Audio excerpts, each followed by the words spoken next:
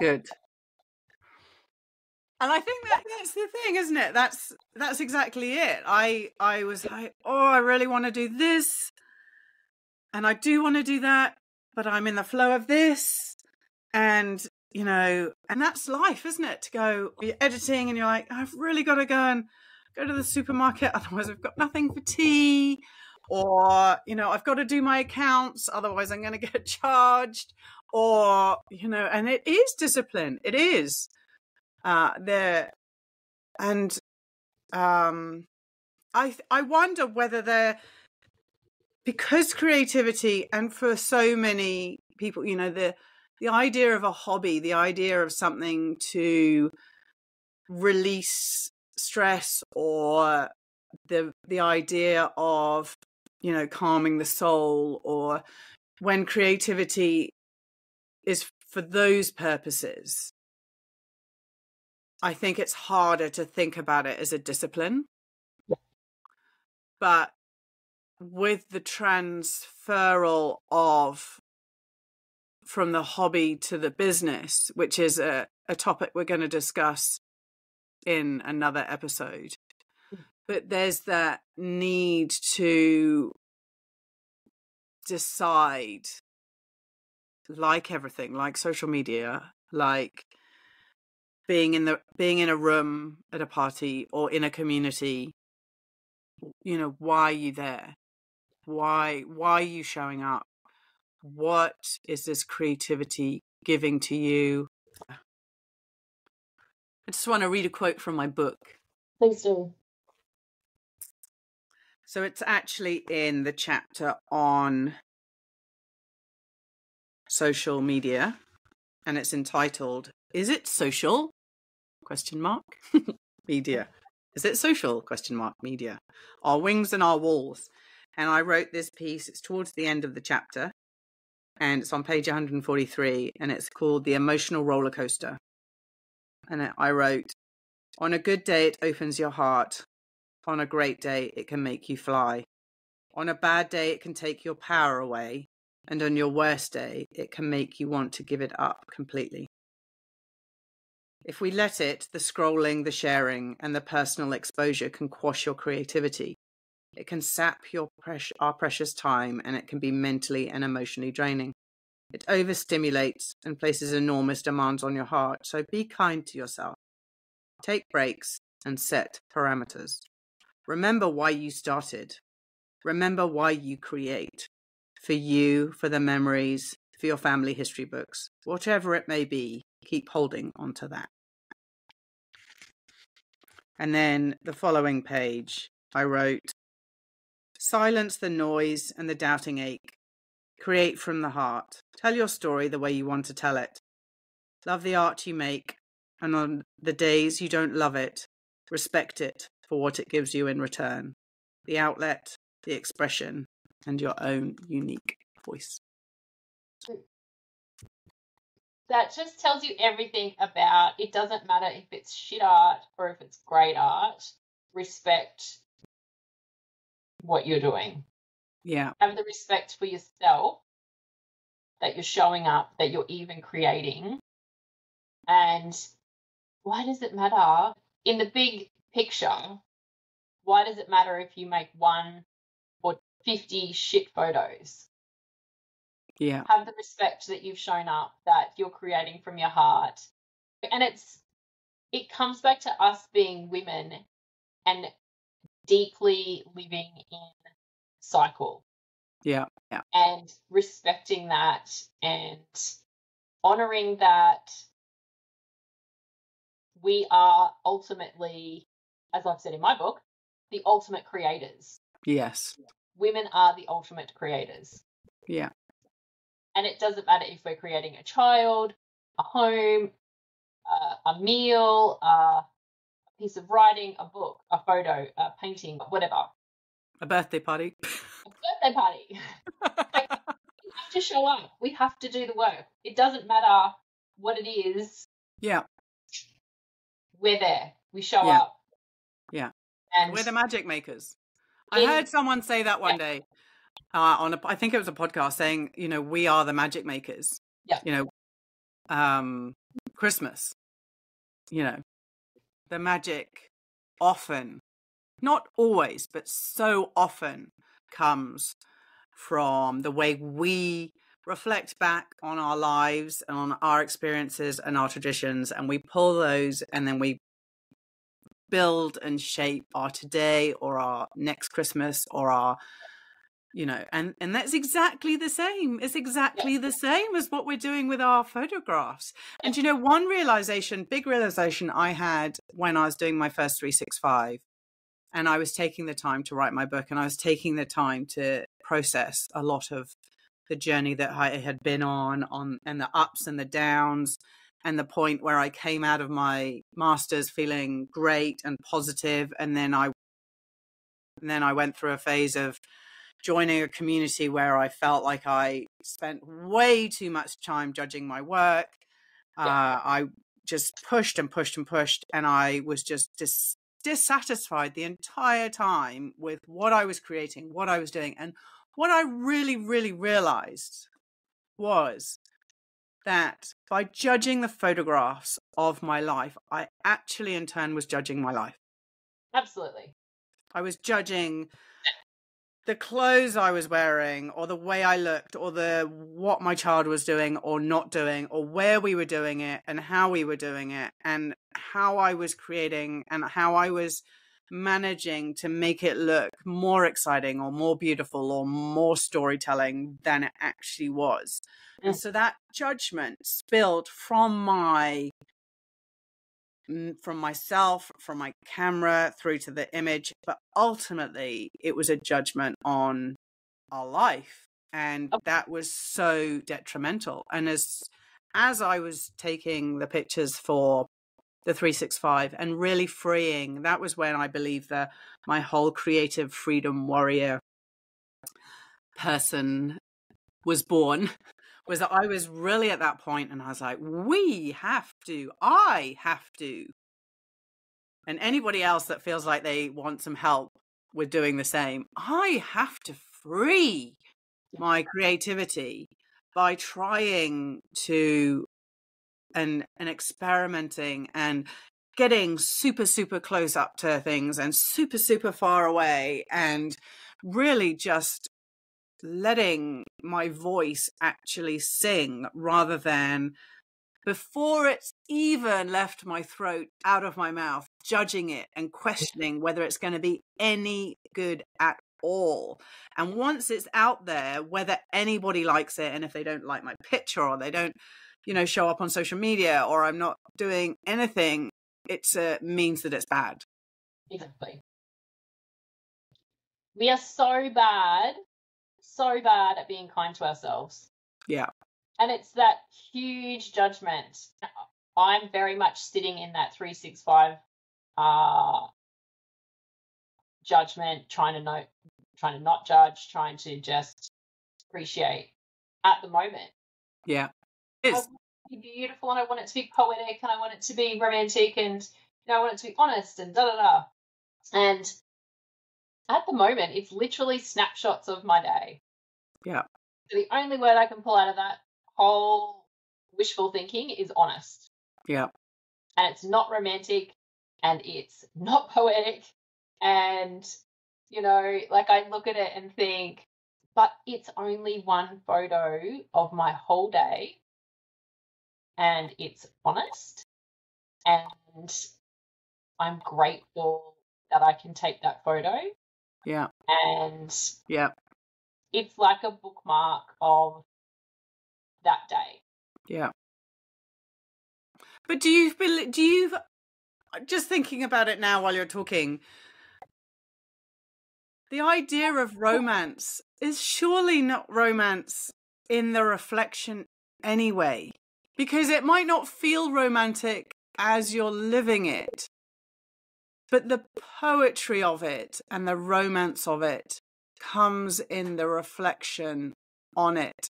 And, you know, That's very true. The photo I took yesterday, I posted it and I thought, oh, whatever. I actually don't care. Today was just whatever.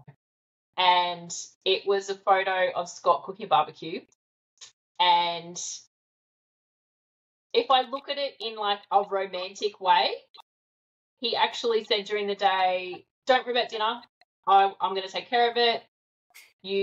I just want you to sit, have a glass of wine, and just, because we'd had a big date. Mm. And he's like, let me just take care of it.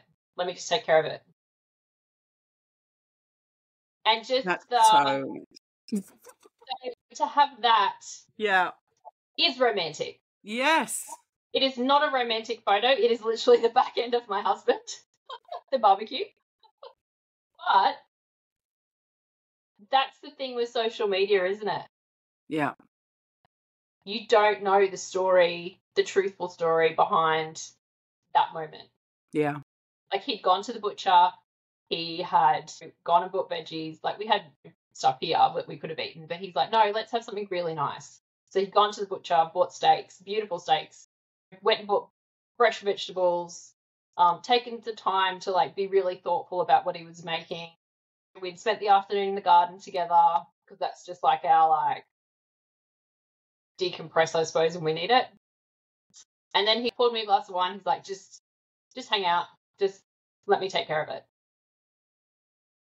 You see, that to me is like the most romantic thing in the world. Like, honestly, because it's that consideration, and that's what I think, the consideration and the intention, the observation, and that is where I feel photography sits so perfectly in life, is that it's that consideration, that attention, that that moment of observation of all those elements. And I absolutely agree in that. And that's where I fell into this dark place at year 4, 5, 6 of my career, is that the judgment on the actual was too harsh, because the actual, in terms of, when I say actual, I mean, the surface level of what you see in a photograph, a child doing this, or a landscape with this in, or the perfect sunset, or whatever it is that you're looking at it, and that's the actual. But then the layers behind it, where is that person? Who is that person with? What is actually happening? What happened just before it? What happened just after it? And this is exactly the reason I wrote a book, and I think probably you did too, is that in your book, it's a series of sentences, short paragraphs, words that actually said very quickly, say, for example, your book was a series of Instagram posts. Yeah. It wouldn't last very long, and it would be, but that's not the purpose behind it. The purpose behind it is to have those words on a page.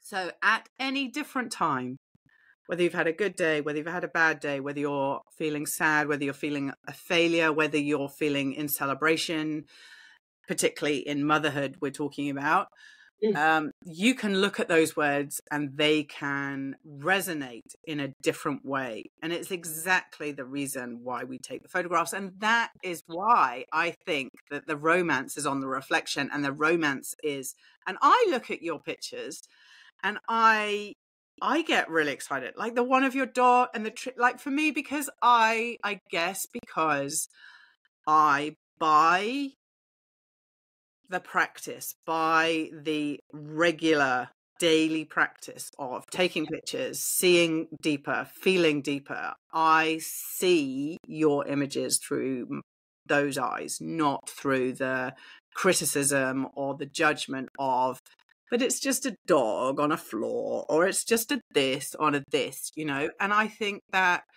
I guess that's where it's so important to be kind to ourselves, because you never truly know the viewer and how they feel and what they're going to take from it, or whether they're going to take it, whether they're going to scroll over it. I was looking at my reels and the insights a couple of days ago, and noticed something that I've never noticed before. And you can actually see the average watch time. Mm-hmm. Yes, you can. And the average watch time on my reels, on my usually 1 minute reels is about 6 to 7 seconds. And I saw it and I was like, right, well then maybe I'll make 6 to 7. And when I'm talking, it's usually, so when it's visual, it's 6 to 7 seconds. And when I'm talking or sharing something, it's usually about 10 seconds. And I'm like, shit, maybe I need to make really short ones. But that's not the point, because it's the average. Mm. And for those that are longer, you know, you might have a whole heap drop off after about 1 second because they're just like scrolling. No, it doesn't trigger me, And then you've got some who are, but it's the people that are staying for longer, you know, and for us, I create them for me a lot of the time. Like my water ones, I create them for me. I watch them back. It's like I read my book. I actually read my book, my own book. Do you? When I was creating it, this is my favorite version. It's the unbound version. Oh, okay. And she's the only one that I read. Yeah. But when you were talking before about it, it's like when she was being designed and created, I said to Indy, the graphic designer, I want it to be able to fit. See, I carry books around in my handbag. I've got like a Mary Poppins handbag that drives my whole family mental because I can never find the keys because I always drop to the bottom. Yes. And so my family will dig through a book, and then there'll be a point and shoot camera, and then, you know, like there'll be lollies and I don't know, whatever. Anyway, I said to the designer, I want it to be able to fit in a handbag. Yeah. And I think of her as a companion. Yeah. Because you can literally open it up to any page and it's relevant. Yeah. So the page I've just opened up, take up space, shoulders back and down, spine straight, shine your heart forward. I love it. And, you know, I need to put mine on my copy. Like I've tried to be really organized. I'm trying to keep my desk clear, but because I usually have it with things that I like to reference on, like I always have my Austen Kleon books out, but I've been putting them away because I'm like, I have to keep my head clear. But actually, I really miss having the things to reference, you know. So I think I'm going to get them out again. Yeah. So I've got these books like Susan Fontaine, War of Art, Women of Art and Society. I always have a dictionary near because I love looking up, just like I want to know the definition of words. Yeah. So I've literally, my desk is the same. I've always got books close to me. Yeah. Yeah. And that's why you show up and do the work, so you can produce these books that people love and find joy, and they you know, it means something to them. Yeah, absolutely. And as a tiny wee side plug to what the other side of what I do, as you know, I am returning to a lot of the blog posts that we shared on For the Love of the Photograph, which sadly does not exist anymore. The back end does, so I still have all the beautiful interviews. But I am returning to those artists and saying, where are you now? What are you doing?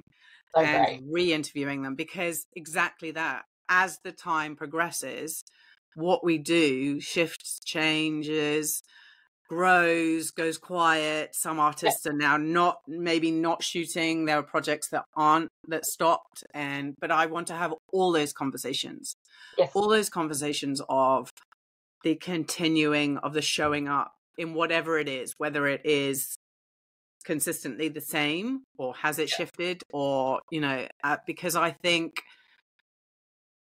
it's wonderful to celebrate individually a person when they're doing something specifically at a time, but as artists, we are this time continuum, you know, we ebb and we flow, and it's a journey, it's a path that we're on, not necessarily events that happen at every single time. You know, you look at musicians who put out different albums, and you know, look back at how they've evolved. Yes. I think there's a place and a time for us to celebrate photographers in that. And that's what I'm doing. It's called An Artist Dance, and I'm just about to write up my first one, which I'm really excited about. Yeah. And I think it's such an honor to the artists that you're talking about, that you know, like you mentioned before, you know, when you're on social media, you scroll Yeah. and you almost forget Yeah. what people are doing. And so this is like a real honor to those artists in going, I'm still taking notice. Yeah. I want to know where you are. Yeah. Like, let's share your story. Yeah. And Yeah. that's such a beautiful thing, especially, you know, as women to then be going, oh, like I'm still here, I'm still showing up, Yeah. and another woman wants to talk to me about it. Yeah. Yeah.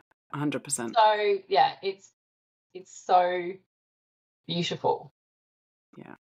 Yeah. No, I'm really excited.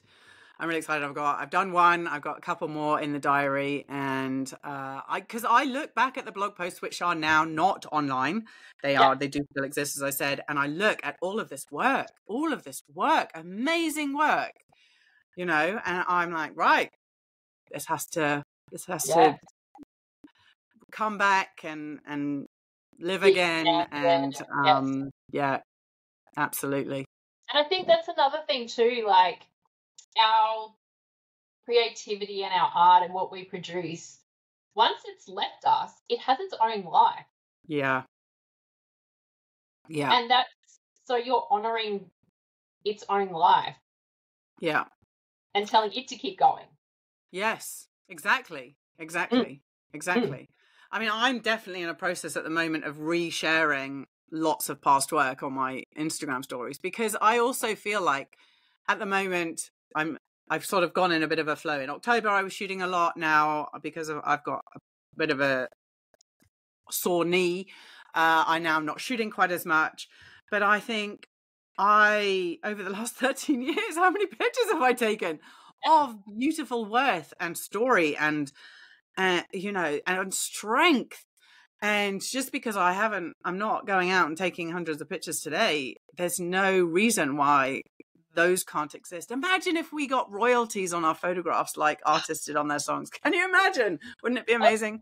Yeah, and that's another conversation that we are going to have, isn't it? About I call it in my head the touch tax.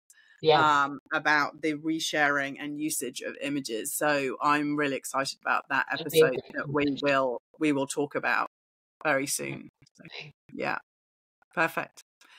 It's been a pleasure as always, and I'm glad that I didn't. I'm so glad you showed up and did the I'm so glad I didn't nudge it. Yes, I'm very glad you didn't cancel. Yeah, perfect. All right. Catch up soon. Okay. Bye.